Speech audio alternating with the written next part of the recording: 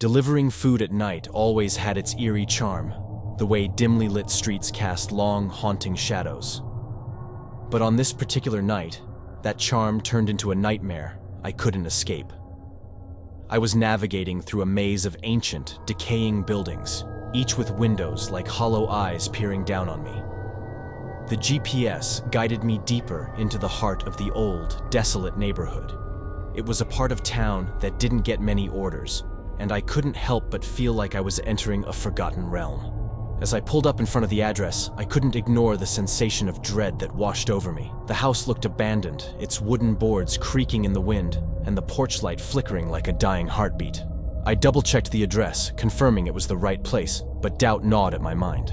With a heavy box of food in hand, I approached the porch, each step echoing through the still night. I pressed the doorbell, and the sound echoed inside the house. No footsteps approached, no voice called out. It was as though the place had been abandoned for years. Just as I was about to leave, I heard a whisper, barely audible, from the darkness behind me. "Wait!" I turned, my heart pounding, to see a figure emerge from the shadows. The man was hunched, his face obscured by a tattered hood. His outstretched hand reached for the food, and I handed it to him, eager to be done with this eerie encounter. As I handed over the package, his fingers brushed mine, and I felt an icy chill surge through me. He muttered a soft, sinister "thank you," and retreated back into the shadows, leaving me standing alone on that desolate porch.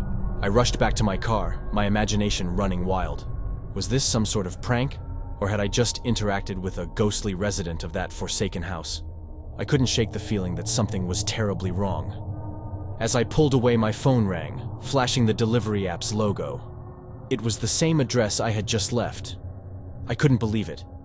How had they placed another order so quickly? I answered the call, and a voice on the other end sent shivers down my spine. "I hope you enjoyed the meal," the voice said, laced with a chilling malice. "You'll be delivering here again soon." The call ended abruptly, leaving me with a racing heart and a sense of impending doom. I knew I had to get out of that neighborhood, but as I turned onto the main road, I realized I was lost. The streets twisted and turned like a labyrinth, leading me deeper into the dark heart of the town. Panic surged through me as I drove in circles, each turn revealing more decrepit buildings, each more sinister than the last. Then, just as I thought I'd reached a dead end, I saw it.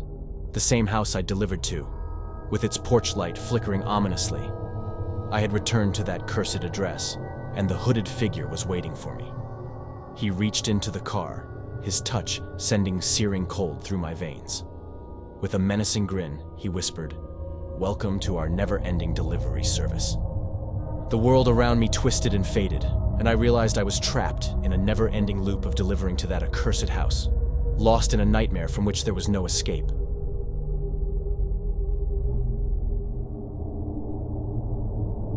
Delivering food at night was always a mixed bag of emotions.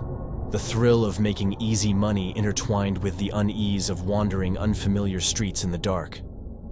But nothing could have prepared me for what happened that night.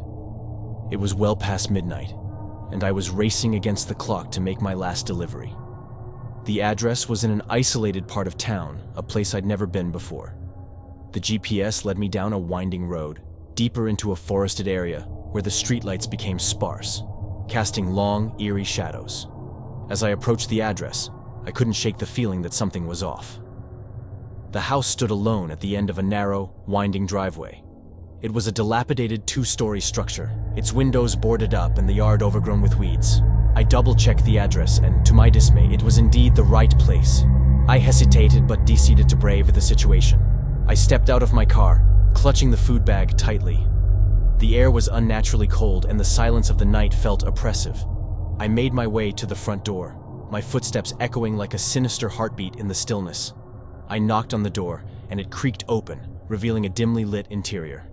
A shiver ran down my spine as I called out, "Delivery!" There was no response, just an eerie silence that hung in the air like a heavy, suffocating fog. As I ventured inside, the odor of decay and rot assaulted my senses. The floorboards groaned beneath my feet, and I felt like an intruder in a long-abandoned place. The hallway stretched before me, adorned with ancient, tattered wallpaper, peeling at the edges. I finally reached the end of the corridor, and there I found a room with a faint, flickering light. I pushed the door open and gasped in shock. The room was a haphazardly arranged collection of furniture, covered in dusty white sheets like ghosts of a forgotten past. In the center stood a table, and on it, I placed the food.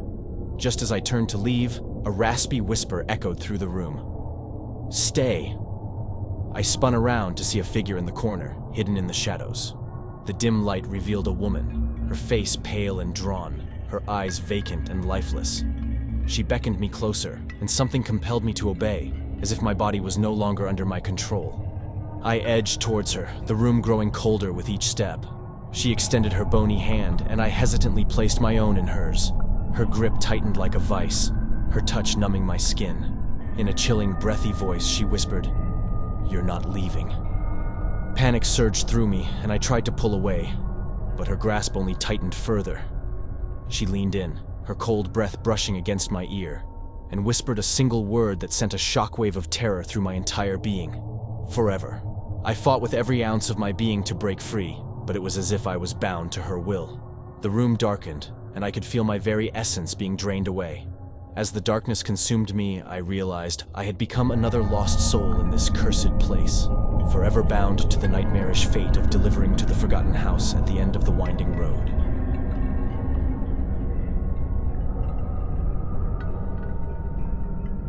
Delivering food at night was a part of my life as a college student trying to make ends meet. Most nights were uneventful, but there was one that still haunts me to this day.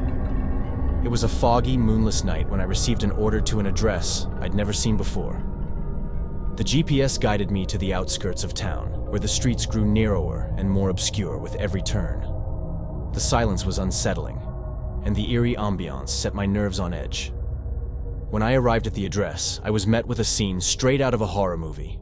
The house was a decaying Victorian mansion, hidden behind overgrown trees and thick ivy. Its windows were shattered, and the front door creaked ominously on its hinges. This place looked abandoned for decades. I called the customer, wondering if it was some kind of joke. A hushed voice on the other end confirmed the order and requested that I leave the food on the porch. Uneasy, I complied, leaving the bag on the rickety porch swing. As I turned to leave, a whisper in the darkness caught my attention. It was barely audible, a mournful sigh that sent a chill down my spine. I scanned the surroundings, finding nothing, but the feeling of being watched was undeniable. My steps quickened as I headed back to my car, my breath visible in the frigid air. Just as I reached the driver's seat, the fog thickened, swirling like a sinister mist. Shapes moved within it, shadows that seemed to slither and writhe, drawing closer. I fumbled for my keys, desperate to escape this place. The whispers grew louder, filled with sorrow and anguish. "Stay," they murmured, and it was as though a weight pressed on my chest, making it hard to breathe. With trembling hands, I managed to start the car. The engine roared to life, but the wheels spun in the mud, refusing to budge. Panic surged through me as the fog crept closer, the shadows taking on twisted, grotesque forms. From the corner of my eye, I saw them emerge from the fog, a procession of ethereal figures, their faces twisted in anguish, their eyes hollow voids. They reached out to me, their skeletal fingers clawing the air. In a last-ditch effort, I abandoned the car and ran through the fog, the wails and whispers pursuing me. I reached the nearby woods, where the fog couldn't penetrate the dense trees. Gasping for breath, I looked back, but the figures halted at the edge of the forest, their mournful gazes never leaving me. I finally found my way out of those cursed woods, leaving behind the haunted mansion and its tormented souls. I never went back to that part of town and requested to never deliver to that address again.